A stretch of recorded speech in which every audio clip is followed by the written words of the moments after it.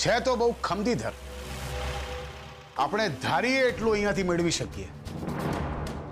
પણ આ લોકો છે ક્યાં? એ આવે ત્યાં સુધી આપણે આંટો મારતા આવીએ.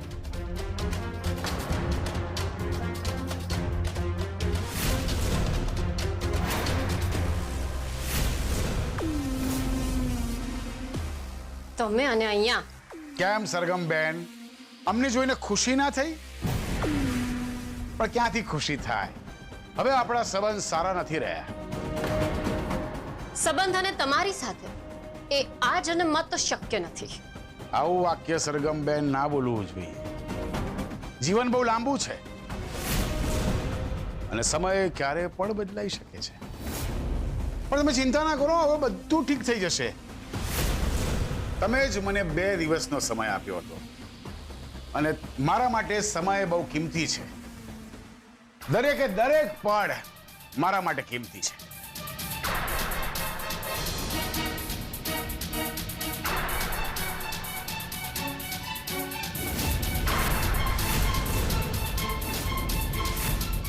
તમે અહીંયા પણ આવી ગયા?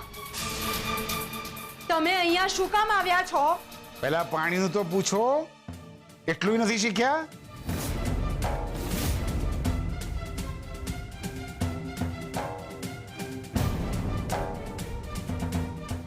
તમે અહીંયા શું કામ આવ્યા છો? કાગળિયા આપવા. લાવો કાગળિયા.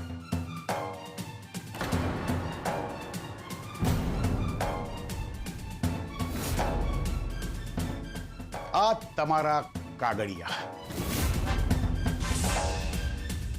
સારું થયું તમે જમીનના કાગળિયા લઈને આવી ગયા, નહીં તો હું તમને ગમે ત્યાંથી શોધીને અહીંયા લઈ આવત. પણ હજુ તો 2 દિવસ પૂરા પણ નથી થયા. લાગે છે તમારામાં સદબુદ્ધિ આવી ગઈ. સરગમબેન, મારામાં તો ઘણી બુદ્ધિ છે, પણ તમને ખબર નથી. એમને એમ તો આ સામ્રાજ્ય ઊભું નહીં કર્યું હોય ને. પણ કઈ વાંધો નહીં. ધીરે ધીરે મારી બુદ્ધિ વિશે તમને સમજાઈ જશે.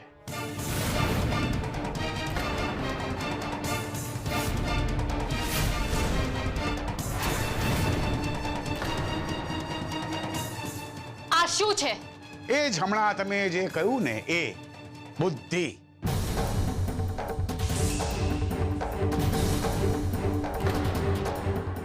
અમે તમારી સાથે કોઈ સોદો નથી કરવા માંગતા. પહેલા જ કહ્યું હતું ને કે અમે જમીન નહીં આપીએ. તો મેં ક્યાં કહ્યું કે જમીનના પેપર્સ છે? આ તો રિપોર્ટ્સ છે.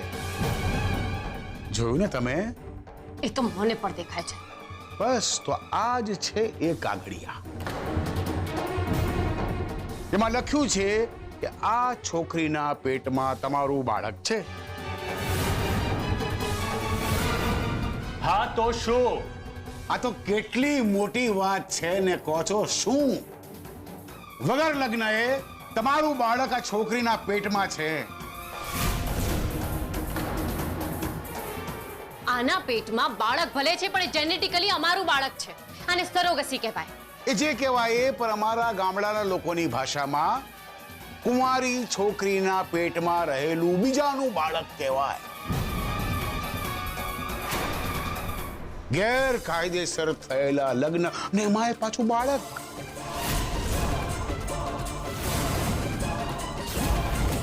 ગેરકાયદેસર લગ્ન? મારા રૂપ સાથે કોઈ લગ્ન નથી થયા. અરે બાપ રે, ઘોર અનર્થ. છી. મારી બુદ્ધિને માપનાર તમે લોકોએ સાવ બુદ્ધિ વગરનું કામ કર્યું.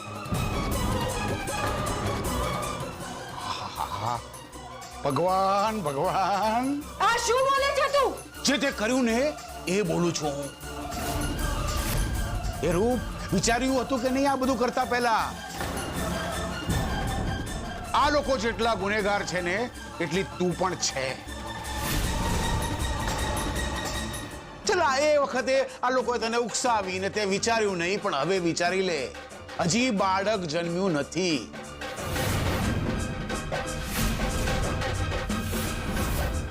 હજી તારી પાસે એક રસ્તો છે. જો આ ના કરવું હોય તો. તારી તો તારી હિંમત કેમ નહીં થઈ બોલવાની? ધ્વનિ પ્લીઝ.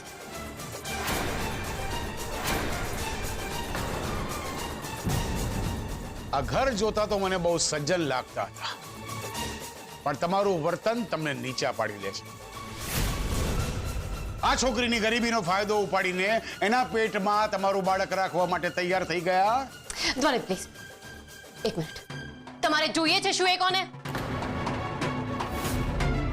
કહેવું પડે સરગમ બેન, હવે તમે સમજી ગયા કે મારે કંઈક જોઈએ છે, એટલે જ તમારી દુખતી નસું શોધીને લાવ્યો છું.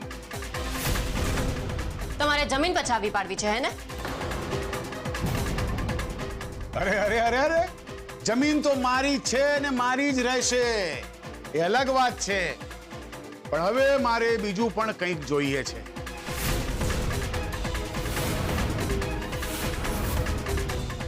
બીજું એટલે? 2 દિવસનો સમય આપું છું, મારે 2 કરોડ રૂપિયા જોઈએ. નહીતર આ રિપોર્ટના ગલીએ ગલીએ પોસ્ટર છપાશે.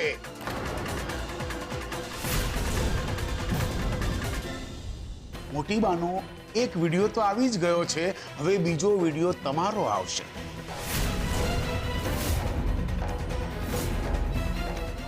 એક દીકરાએ 2 સ્ત્રીઓ સાથે લગ્ન કર્યા અને બીજા દીકરાએ એક છોકરીની ગરીબીનો ફાયદો ઉપાડ્યો. એટલે સમજી જાઓ. રૂપ, ક્યાંક તારો વારો પણ ના આવે તારા બાપુજીની જેમ ફાંસીએ. નહીં. તો 2 કરોડ રૂપિયા તૈયાર રાખો, સમજ્યા?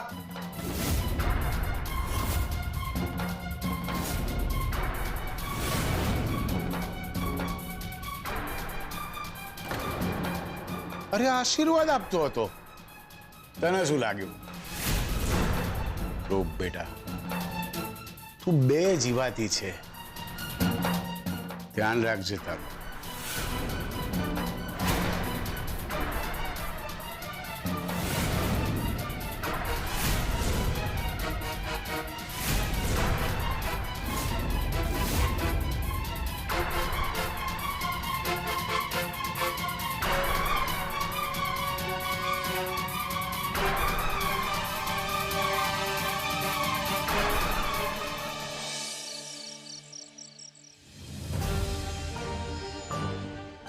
આવો લચ્ચાવો, બેસો.